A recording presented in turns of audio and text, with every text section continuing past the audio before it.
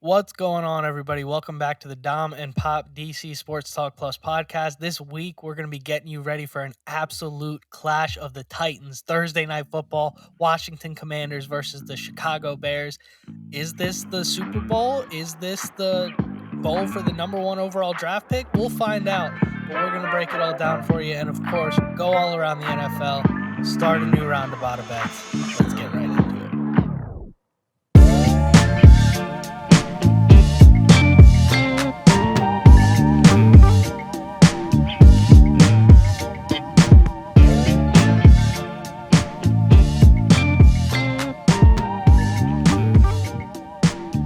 Now that's how you do it, son. There you go. See, I was That's how you do it. freestyling. It came from the soul. All right, everybody, how you guys doing? Pop, welcome back. How was your weekend? Quite the interesting week, huh? Jeez, man, So how about far. that for a? I think Carson Wentz had a bit of a Mushata Monday yesterday, huh? Yeah. Like that was pretty tough. Um, Man, yeah, it never. My first key to the game, I had it ready and written down. It was gonna be don't insult your quarterback on Monday of a short week going to a road game on Thursday night football. That's out the window now. So we've Just checked that box, I guess. ask me a question. Ask me a question. This is impromptu. Just ask me why our podcast isn't performing as good as some others as a press guy.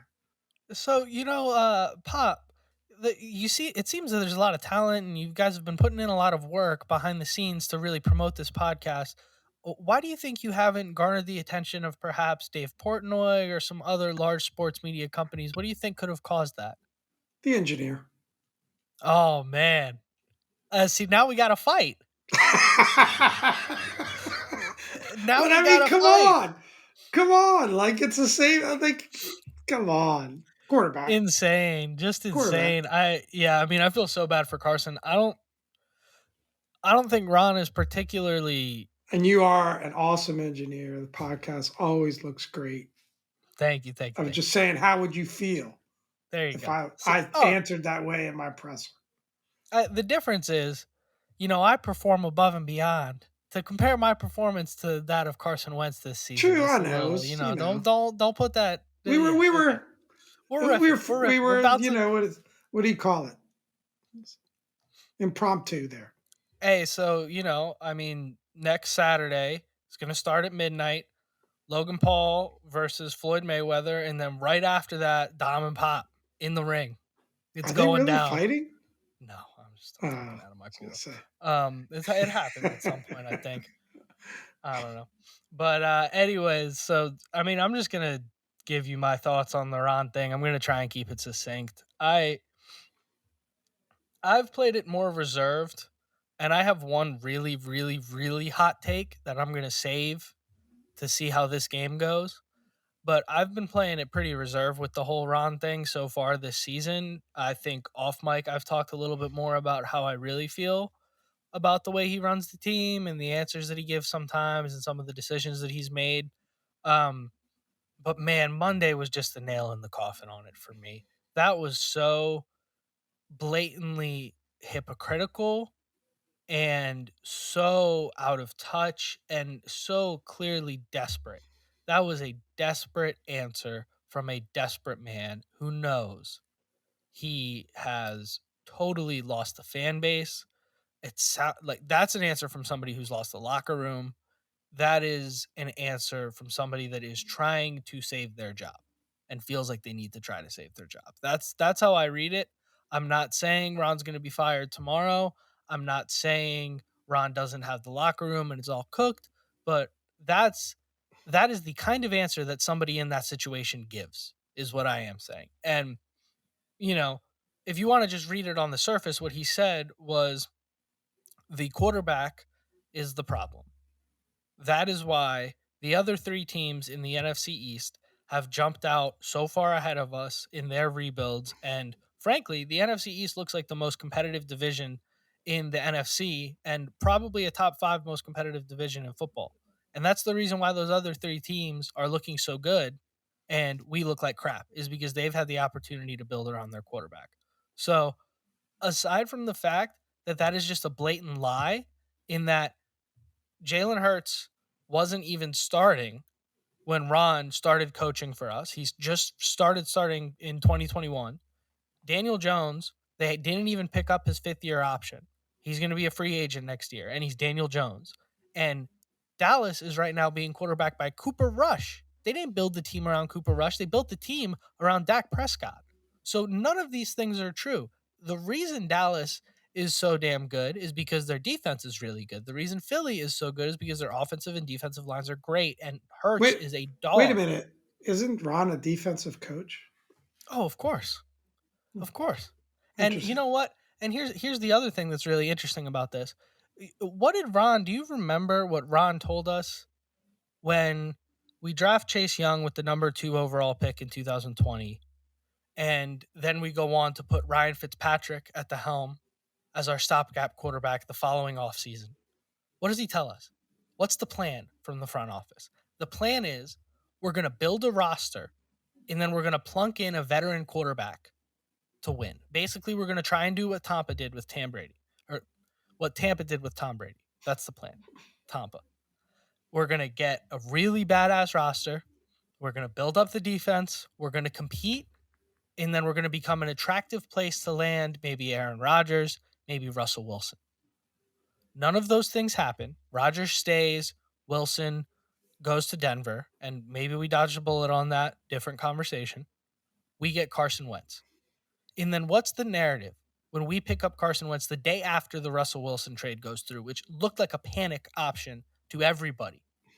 We trade for a guy that's probably going to get cut. We had to lock up a quarterback. And what's the narrative then become? This is our guy all along. This is the guy we always wanted. Everything. Jason Wright is taking to Twitter to defend this guy. The team president, this is unheard of. The team president is getting on Twitter, tweeting at local reporters, threatening to take away their access to defend this quarterback. And now, 5 games into the season, where the defense has as a whole sucked, they improved, but they've sucked as a whole. There have been tons of big plays. The offensive line is a nightmare, which is Ron's doing. He goes and brings in former Carolina Panthers, and they suck. And they replace our all pro, some of the best players on our team. And we're going to turn around and we're going to blame the quarterback. Well, who brought the quarterback here? Ron Rivera? You did. I rest my case. This is absolutely ludicrous. I am totally done with him and his antics. I am ready to move on. That's where I'm at with the Rivera administration. I'll hold that thought because we said if we lose the Chicago game, we're gonna have a long weekend before our pregame pod. We're gonna have some time for a healthy react in terms of any changes that we want to make. But no, I mean I agree. I think first off, my issues with it is if you're going to answer that question that way, you have to be aware of what you're saying. From the Now, culture guy. This whether is the your culture guy. intention whether your intention was to say it exactly that way, I mean, you can't say it was taken out of context. Watch it. It's a quarterback. It wasn't until he was asked follow up questions that he explained it. Like, if you're going to answer that question and your intent is to say they've been able to develop quarterbacks, and the other problem is it's not accurate. It's just like you said. I mean, have you watched Daniel Jones play football? Right? I don't think he's a better quarterback than Carson Wentz. It's at least Close. arguable. It's arguable. I mean, yeah, you've got Cooper Rush who was getting cut by teams who obviously is getting coached up, which is a big difference. And, yeah, Hertz is a special player, but, you know, yeah, he's a special player. And then in Philadelphia, made a good choice, That's a Super Bowl team. late in the first round, right? But it's just not accurate. And honestly, I went back and I watched some film. And if you go back to that game and you watch those plays that were called on the goal line, Carson had no one to throw to because the way those routes were run, the only slight opening he has was debates on that first down. And people, and I know you were one of them that said, well, Samuel was running open and Bates was running over third. That's not true. When he released the ball from his hand, they got open very late Yeah, in the route. that's And fair. he's thinking to himself, they don't have timeouts. I can't get sacked. And the reason he didn't attempt to run was because if he gets stopped, game over because of the lack of clock management. Yep. He was given very limited options. And honestly, crazy it said is he had two options: force it into McKissick or throw it out of the end zone. And if you throw it out of the end zone, you're you're risking now fourth down. We got one more shot, right? Well, Where they're going to run the exact same play. You got your two tallest receivers sitting on the bench if you throw in it into Sims and traffic, you're Turner. risking an interception and the game is over. He should have put that ball out of the back of the end zone. I understand your He point, should have. but He should have. But I just think that coaching was a bigger part of the problem. And otherwise, he played a pretty good game. My other big problem is Carson Wentz has been shown nothing but class, regardless of how he's played. He's gotten trashed by the press. He's gotten trashed by the local media. He's got asked stupid questions, and he's just answered them perfectly. He's been accountable. He's been the opposite of Ron Rivera. And my problem with Ron Rivera, and I'll end it here, and I've been wanting to avoid this comparison, but I'm just going to come out with it. I want to support my coach, and especially I'm a big Maryland basketball fan. And it's the same problem I have with Mark Turgeon. Because you yep, watch a Mark Turgeon press conference, one, his teams didn't play very well. They just poorly didn't. coached.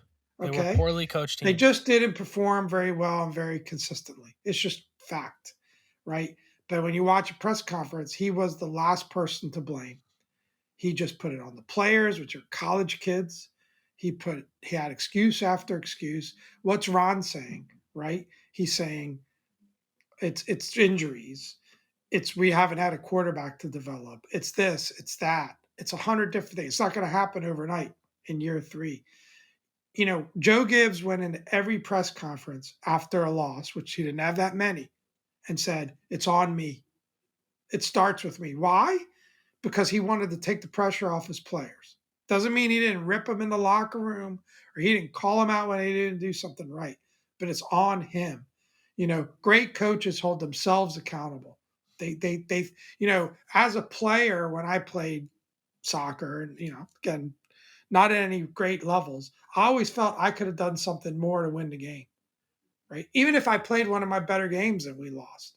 As a coach, you got to be accountable, and he's Yep. just not being accountable. And so you're right. The fan base is rebelling against that. We have to see where he's not going anywhere. I don't think any of the coaches are going there. What are your options? No, Which I don't assistant do you think put in charge? I I don't don't think that's necessarily a good move. We got to ride it out. I'm still rooting for him, but you know, it's just egregious handling of the press, the way he's handled it to answer a question like that. They let him off easy today. Of course, in the follow up press conference, he apologized and said it was a stupid move and I just had a bad day. It was right things to say, but they didn't really grill him on it. They asked him one question and moved on, right? So yep. um, it just was just, yeah. I mean, he better start winning because I honestly don't think his only way to turn things around is to start winning. If we have like a 4-13 season, I don't think he's coming back. I don't think he's protected to that I level I don't anymore. see any reason to bring him back if we have a 7-10 season. I think 3 He will. 7 and He'll be 10 back seasons he will 7-10. be back, unfortunately, but I think 3 7 and 10 seasons in a row is reason to can somebody. And we're gonna have the whole rest of the year to talk about it. It's not worth wasting a Agreed. ton of time on it now. I'm saving Agreed. my like we're talking like hot ones, the last dab level spicy take for after the Chicago game. We're gonna see how that goes. But when I say I'm ready to move on, I understand the position that we're in right now. That firing Rivera it's meaningless. It's not going to do anything if we do it in the middle of the season. But what I mean is like mentally, I'm ready to just be like, okay, I've seen enough from everything that's happening to know that, like, if we're gonna hold on to the Rivera thing, it's not going anywhere, and to just hope that we either get lucky and we can draft the next Joe Burrow next year, or we can actually put some people in place who can start to get this thing Well, let's hope we can moving get a right. win Thursday night Yeah, let's and get on to change the Thursday tone of night. this conversation. I'm You with you. know, Let's get on to the game. So that being said, we're hoping we can get a win. Obviously, we're going to be rooting for the Commanders. We're going to be sitting there watching the game. Pop, give me three things that need to pop, three keys to the game. Go ahead, kick it off. What do we need to do to win that game? Let's talk about some positive here. hey, I'm just glad you didn't pull a Ron Burgundy and read the teleprompter because my notes say on how three keys on how we beat the Cowboys.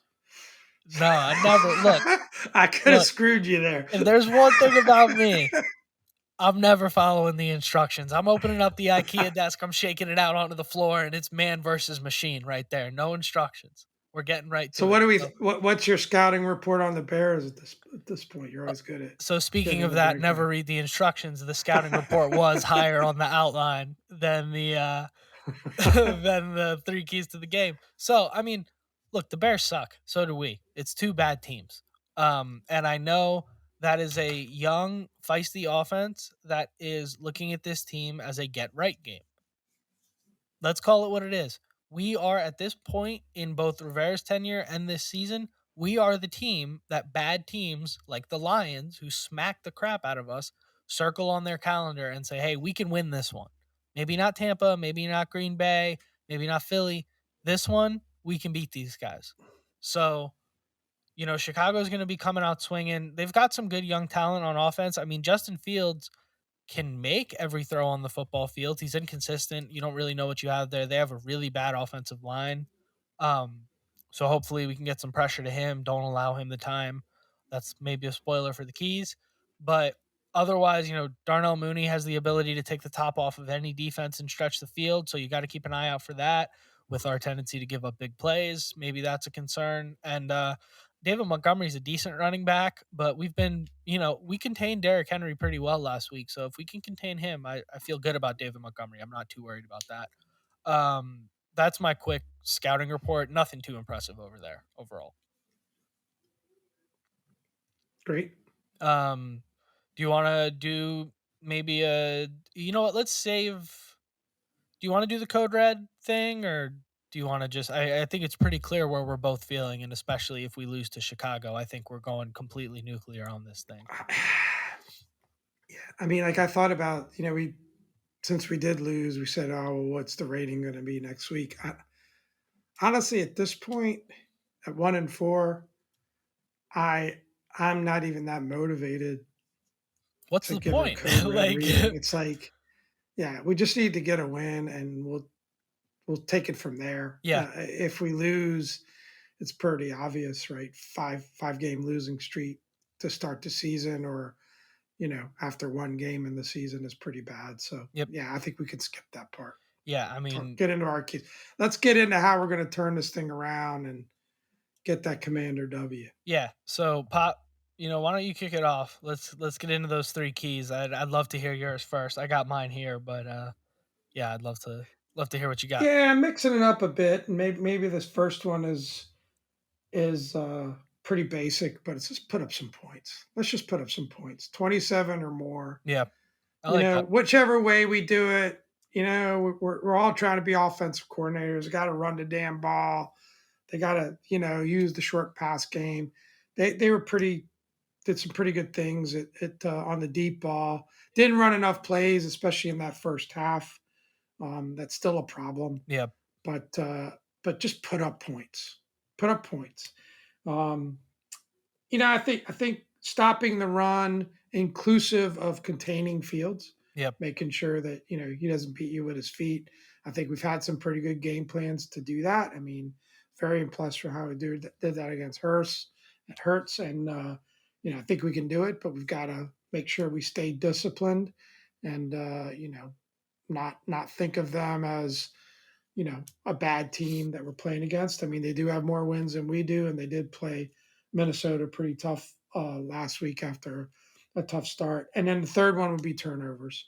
yep, We got to get some turnovers. I mean, you know, win the turnover battle. I'll put it that way. Yeah, and hopefully, I mean, Justin Fields, he had a, I don't remember the stat line, but he had like a freakishly low number of completions through the first couple of weeks, first 3 weeks. So, I mean, if there's going to be anybody to get some interceptions on, it's about time we take some off of Justin Fields.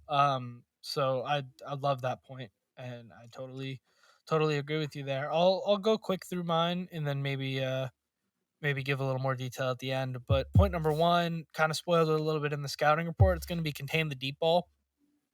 Don't let Fields get any confidence. Don't let him bomb it out to Darnell Mooney. Contain that. I really think that's the only way they beat us offensively.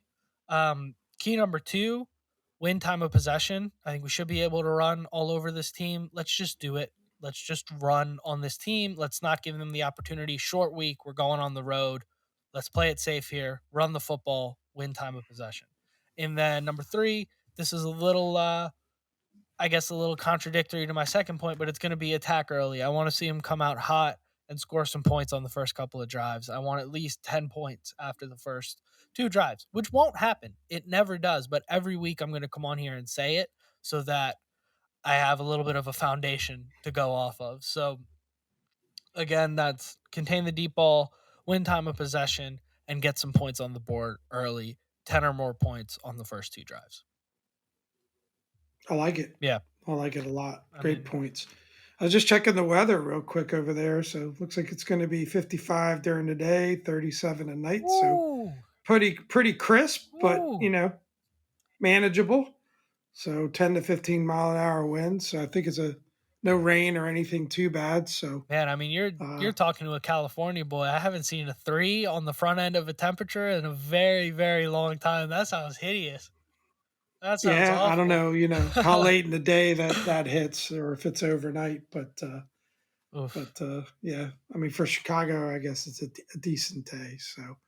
Um, Yeah. so yeah, let's just get that win. We're going to be podcasting late on a Thursday night. Gonna have to wait 45 minutes for Dominic to get set up after the game. I'm gonna get hot. Just give us a win. Let Hey, us look, celebrate after this one. if you miss the game for whatever reason and then you open up YouTube and you see the podcast is like 4 minutes and 8 seconds long, we lost. Just click on it, like, That's comment, subscribe, and let it run the whole four absolutely. minutes. Even if you just put it on mute, just let it go. And then we'll be on to We should. Cincinnati the next week. We should just open it up and go, damn it. And then that's it. Kick Good Cots. night, son. Kick Cots of the week to the Good Washington gods. Commanders. End scene. All right. Um, And so speaking speaking of, of that, we're bringing back the kickouts of the week. So not as many fun off the field headlines this week, unfortunately, but a pretty fun topic I think just as football fans we can talk about here. Kickouts of the week has to go to the roughing the passer calls, both on Tom Brady and on Derek Carr this week, obviously protecting them. Um, just two nuts calls. I mean, I am all for, especially with what we've seen happen to Tua. I'm all for protecting the quarterback. I'm all for keeping these athletes safe, especially in the case of Tom Brady. This is an older guy, he's taking a lot of hits. But I mean, contact sport, tackle football, kind of the reason we I mean, if it watch. keeps evolving this way, I think I'm gonna try You out, getting the man. rotator I could cuffs I, loose? look. I could throw a 20-yard zip ball with the best of them, Hey, man. If man. I know I'm not getting touched, I'm not gonna run. I But if mean, they're gonna keep if they're gonna keep the pocket that way, and people are gonna just have to gently cradle me down, I might do it. You saw me on the beach football. I was dropping dimes, man. Pop went for 156 QBR on the Ocean City 79th I was, Street I beach mean, that I year. was That hitting was you in the incredible. chest. I didn't even have to put my arms out a lot of the time. I was just bringing them down. No, it's like, look, I could, I don't got the power. A little bit Heineke esque, There you but go. I could drop them in Hey, there. man, The accuracy is there. couple that with a couple of the pick sixes that the boy had, the team was unstoppable. We were unstoppable that year. But Yeah, but it was crazy. Like, especially, nuts. I saw the Tom Brady highlight and then Derek Carr last night, and a couple of funny moments. It was a subtle Aikman subtle comment in there that actually was kind of like, ooh. But he kind of went on a bit of a rant, and he says, yeah, the NFL has got to get this corrected, and so that they could take the dresses off. And I was like, "You really want to say that, Troy?" Yeah, But it's an interesting choice in today's climate. I know it's like it's funny. Yeah, but Wow. I'm pretty sure I heard him right. And then I like the originated in College Park, but I like the "ref you suck" chants Yeah, from the Kansas City crowd there. I think well deserved. I thought I was in at Xfinity Center there Yeah, super. watching the Terps play. I mean, both of those calls are just horrible. I think they say that they don't like when they twist them to the ground because I guess they Right. worry that like a leg is going to get caught or something like that, or you don't want to slam a guy into the ground.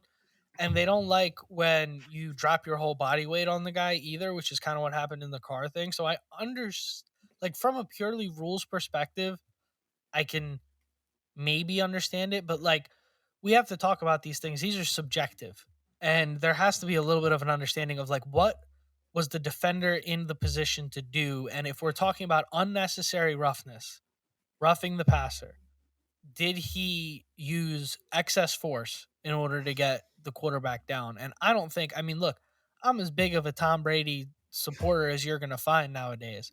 I don't think there's any world in which either of those calls, I can't even decide which one was more crazy, but I don't think there's any world in which the defenders on either of those plays that was excessive. So we got to get that together. I personally think that we should allow challenges on roughing the passer and on holding. I think You took my those point. two calls should be allowed to challenge. You should be allowed to say once, twice per game, "Hey, maybe we do it like we did with the pass interference one where you can only challenge it once, but you should be able to have one challenge against a call for the refs to say, "Hey, my guy got held there," or "Hey, that wasn't a roughing the passer," or maybe, "Hey, that was roughing the passer." I think those things But should be allowed to be challenged. you don't even need a challenge in that situation. To me, if there's a 15-yard penalty call, it should automatically get reviewed. Not on the games are going to be Automatically get 6 reviewed. hours long. Sky ref. No, but it doesn't take long. Yeah. I mean, my point with the sky ref is that if the announcers are immediately outraged Yeah. and everybody that looks in the call in the country, that should take 3 Yep. seconds. Nah, that's not roughing. Pick up the flag. Move on. Don't question it. Yep. Like it's not hard. It's not that hard. If everyone's immediately outraged by it, and come on, these are 250-pound plus guys. Like, what are they supposed to do? Yep. They put flags on these guys now and just have them grab the flags for a sack. I mean, if that's what it's going to come to, right? I mean, it is a contact sport. You don't want to see anybody get hurt. I agree. You shouldn't throw a quarterback down, but and there's a penalty kick in soccer. The first thing they do is review it. It's automatic because it's such a game-changing event. And in that case, it was a very close game. The Raiders got a field goal out of it because of the field Yep. position that they were given, right? So, just quick review, Skyref. Just every time there's a 15-yard penalty, just quick look. If he doesn't call down and correct you, then you move on. If he says, hey, wait a minute, you know, I think you should need to pick that flag up. You pick it up, move And on. in It's in a easy, league that has already become, in my opinion, too pass heavy, like, well, what's next? Let's just get rid of the running back at this point. I mean, what's the drawback? If he gets sacked, then what? You're probably going to get a roughing the passer call anyways if he puts on enough theater or if the refs feel like calling it. Like it just it's gotten to a point with these roughing calls where it's just like we are starting to between the roughing calls and between the pass interference calls being so soft, it's like there's little to no downside to dropping back and throwing the football. Like why? Why wouldn't I you don't just throw remember it? watching Like football in the past where you were so worried, like you make a good play now and you just go, wait, any yeah, flags? Like, I mean, like we get an interception, you're like, yes. And then, oh, wait a minute, holding on the defense. Like it's, I don't know. I mean, it's tough. It's there is a lot of subjectivity there. Like they said, there's probably holding on every play. There's probably some level of yeah. defensive, you know, interference on every play, but it isn't an easy job. But yeah, I just think it's an easy fix. I think if it's obvious to everybody else that it wasn't roughing, Just call down, tell them pick up the flag, Yeah, and move it's on. not it's not You that know, hard, and I think it should be. and it's fine. You know, you could even throw the flag. You can even be aggressive on how you're throwing the flag in that case because you know you've got protection upstairs, Yeah. right? They're going to just tell you to pick it up. And it's like how many You how know, many games, we saw last week, the throwing of the challenge flag and the loss of the timeout that burnt us. But how many games do you use both of your challenges anyways? Almost never. And so maybe you make it that, hey, if you challenge a roughing the passer or a holding call, you don't lose a timeout. You get one freebie, to look at it that way. Something like that. There's a way to do it. But that, to me, I just is don't understand terrible. when there's an obvious bad call. It should just get overruled by I'm with Skyref. you. I love Again, Skyref. if the announcers and everybody in the country is going horrible call like immediately, it doesn't take long. Yeah. Just hey, you missed that one, and boom, change it, pick up the flag. There's no foul on the play. Next, That's it. And the Skyref can you know, only get involved X number of times a game, maybe. Like there's ways to mitigate it, but too there's many. so much. Look, football stops all the Yeah. time. There are so many breaks. I mean, there's commercial breaks in between every change of possession. There's plenty of And it's time. exciting. Like Time I is not a I problem. know you don't like looking at the same play over and over again. It can get boring, but like when there's a challenge on a crucial play and they go to commercial, you're up pacing around the living room waiting to come back. Maybe you weren't that engaged in the drive and then you're like, "Oh crap, we got to see how this goes." Like I don't know. I'm with you. The roughing the passer thing, absolutely ridiculous. Just bad calls all around there. Telling you, don't call it a comeback. Getting loose, man. Trying out. They keep the rules Getting going. loose. I love it. Hey, maybe we can carpool to Ashburn. You can get the quarterback in. I get my linebacker tryout in. I'm still waiting on the call, but I think it could Hey, happen, you man. know, if Heine can come off his sister's couch and play, you know, this 50-plus-year-old, who Hey, man, knows? inspiration. You'd be an inspiration. I might. How many 5'8" quarterbacks are there out Hey, there? man, I might get back there and return punts. Maybe I can duck under some guys. Get a little shifty. Hey, you can let the ball bounce inside the 10-yard line with the Hey best man, of I will never even call a fair catch. If all I gotta do is left, right, and get pinned, and I can get $4 or $5 million out of it, put me out there. Come on. That's right. That's right. Anyways, speaking about making some money, let's get on to our bada bets. Pop, you had a good week. I had a pretty bad one. I mean, you had a good Ah, week relative to the house. We both lost on a couple, but you did beat me by one. So you were 2-3. I was 1-4. On the season, I still got a game on you. I'm 7-8. You're 6-9. Um, you're a commander 7-8. yeah, man, I'm Look looking at very you. Ron Rivera right over here. The very Ron Rivera betting line. Terrible.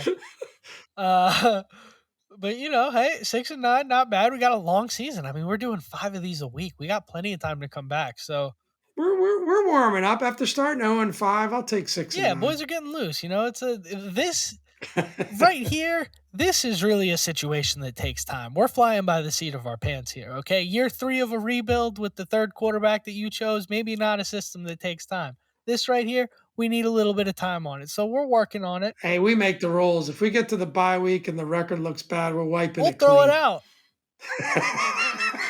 Don't say we didn't warn you. We're starting We throw over. it out. We go 5-0 one week. We're hanging the whole thing up. Segment canceled. That's Don't right. like. Come That's on. right. This is a dictatorship over here.